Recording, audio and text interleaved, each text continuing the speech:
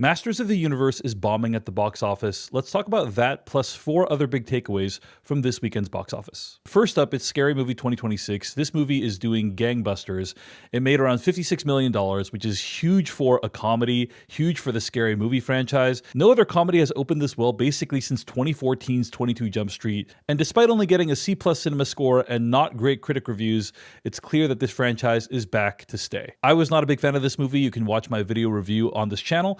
But I'm really glad that the Wayans are getting a shot at taking control of the franchise they helped to create, and that Anna Faris is back on the big screen again. Coming in at number 2 is Masters of the Universe. The final numbers are not yet in as I'm recording this video, but it looks like it's going to be around $29 to $30 million domestic. Could be either of those, give or take a few $100,000. That is pretty rough for a movie that cost around $170 million to make. Now look, I am not rooting for this movie to fail or anything like that, but I do think it feels like Masters of the Universe came out of a different era when they were making movies off of toy lines and throwing tons of money at them and hoping that they would do well because they would be able to sell a lot of action figures. I think the problem with this movie is that it didn't do enough to distinguish itself from all the other movies that look like this one that are coming out this summer that people may already have an affinity towards. Also, I thought this piece was interesting from Deadline, even though it was Mattel's desire that this film introduce a whole new generation of kids to the concept of He-Man and Masters of the Universe. It looks like it wasn't super successful, with only 4% of the audience being under 12 years old and the majority being over 35. Having seen the film, and you can watch my review on this channel,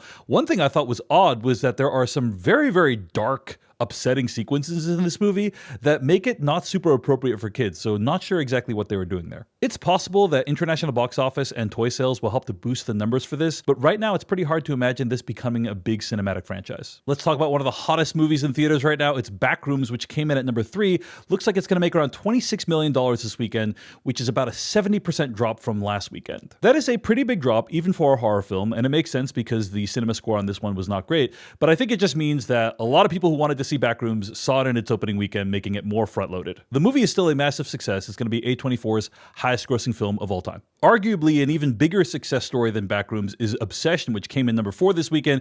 It's going to make around $25 million. That is just a 9% drop from its third weekend. This is astonishing for a horror film. It's virtually unprecedented for a horror film to drop this little in its 4th weekend, and it now seems likely that Obsession and Backrooms are both going to make $200 million plus domestic, which is pretty good for movies that both cost under $10 million.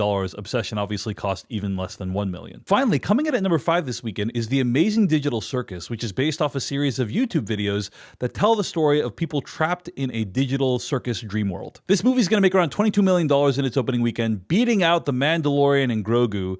This is the summer of YouTube. This is Dave Chen. Thanks for watching. If you like this video and you want more box office breakdowns in the future, give it a like or a follow. Thanks.